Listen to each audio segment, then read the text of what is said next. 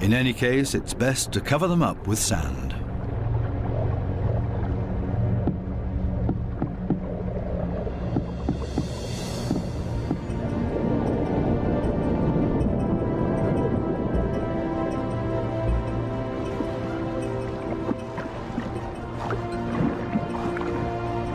It's not easy for a small fish in a big city.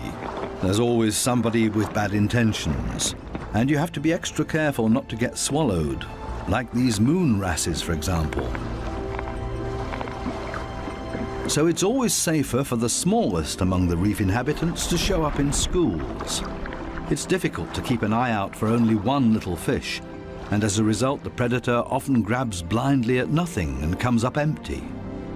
To show up in a big mob is always safest. Others are easily distracted at the sight of so much prey all at once. This easygoing giant pufferfish would never have a chance here anyway. Being part of a school of fish is always the best protection from predators. The slow ones are being ignored.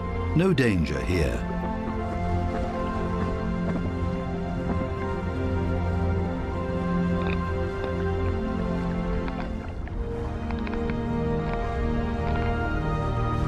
The school distributes the danger. If there are 1,000 fishes, any of them can be the target, and 999 are going to be just fine.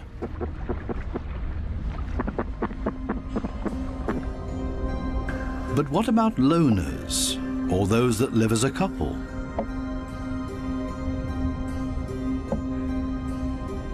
Seahorses, for example, camouflage themselves to look like the coral branches they're holding on to.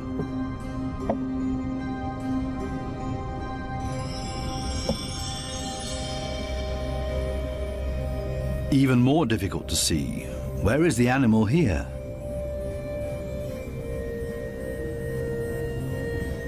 Only the eye betrays this trumpetfish's camouflage.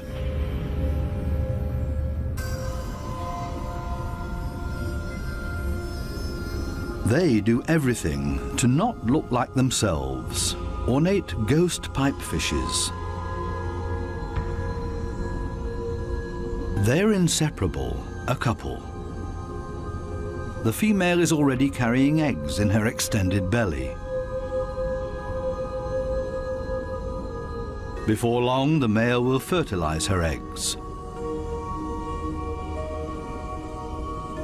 They are still regular fishes, despite their unique costume. This one looks like torn-off seagrass. The spiny waspfish rocks back and forth in the current.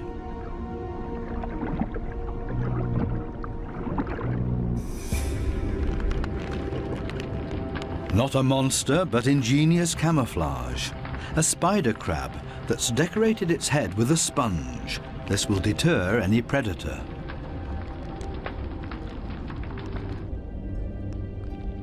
Another great camouflage, a barrel decorated with rocks. Only the movement of the gills betrays this stonefish.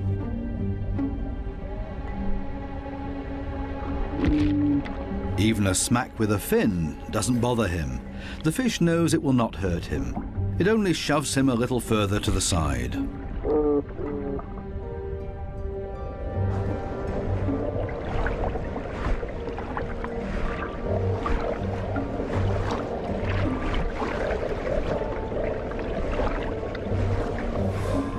Similarly tough are its cousins, the scorpionfishes.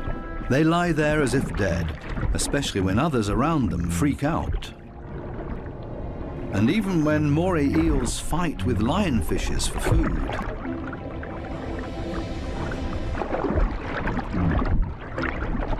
The scorpionfish lies in wait for its chance, and then immediately becomes completely motionless again.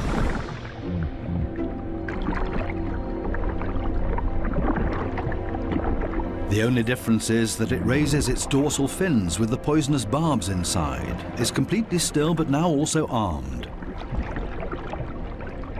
This large anglerfish virtually blends into the background tangle of algae and leaves.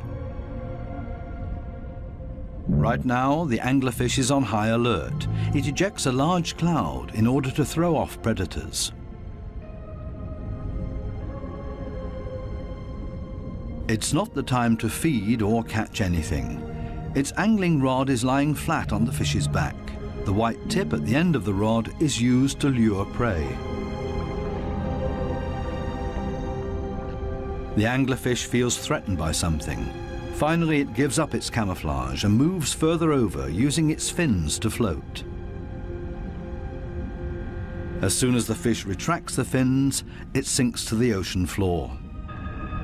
Anglerfishes come in all kinds of shapes and sizes. Their trick is ingenious, using the angling rod as a lure. And every curious little fish becomes dinner.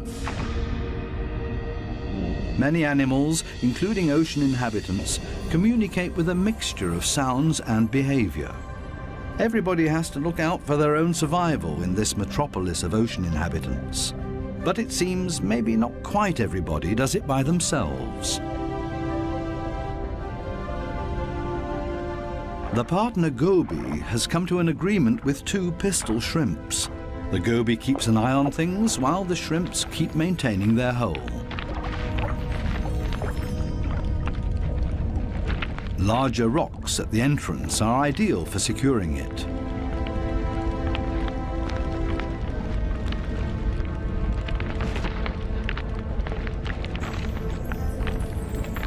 They're an experienced team. The shrimps keep in constant contact with the goby and even massage the fish's belly. The goby will get nervous without these gestures from the shrimps. The pistol shrimps need a cool and collected bouncer at their entrance.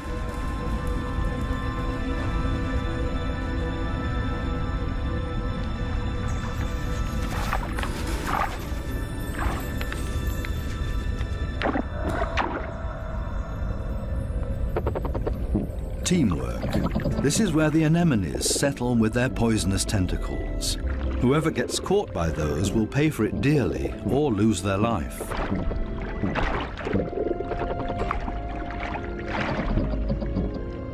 No wonder that there is virtually no one who likes to settle here. The little clownfishes are the only ones that know how to deal with these tentacles.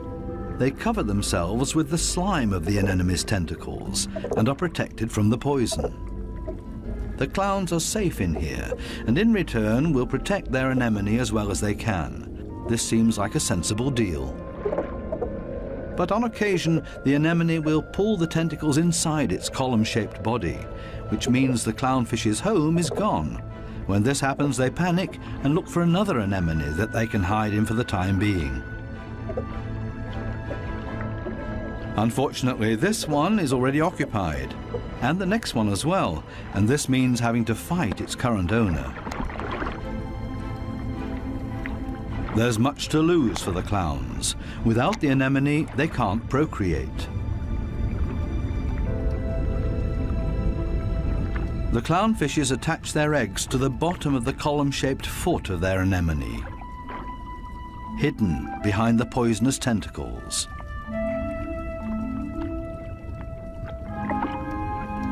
Both male and female tend to the eggs. They fan fresh water on them. The eyes of the babies are already clearly visible. The clowns are very protective of their eggs.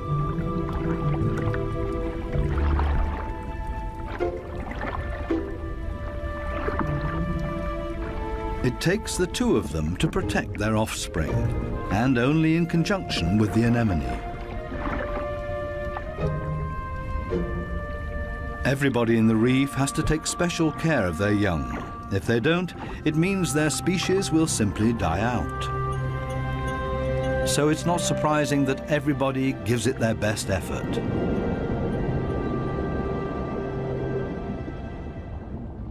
This triggerfish has hidden its offspring in a small hollow in the sandy ocean floor. And this means having to constantly protect this open egg site. On occasion, they blow and fan the eggs, but mostly they keep an eye out for predators. This means grave danger. One of the sea urchins is wandering straight towards the nest. The eggs have to be protected at all cost, but how? The triggerfish seems to consider the alternatives.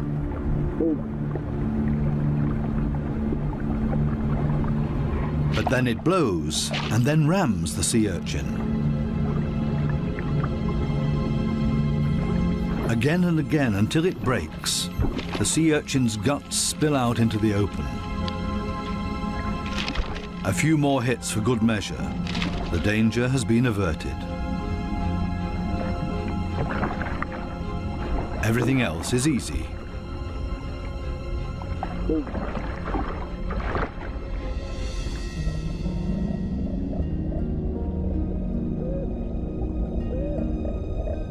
Two little damselfishes cling to a coral branch, a pretty and obviously inseparable pair.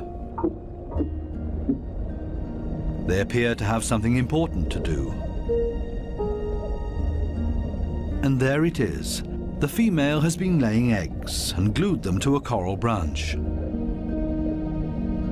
Over and over again, both of them sweep past the eggs to keep them clean. Two very busy parents in the middle of town. Not far from them, the same kind of damselfish, but this one is feeding on the eggs, not tending to them. This damselfish's priorities have changed. It's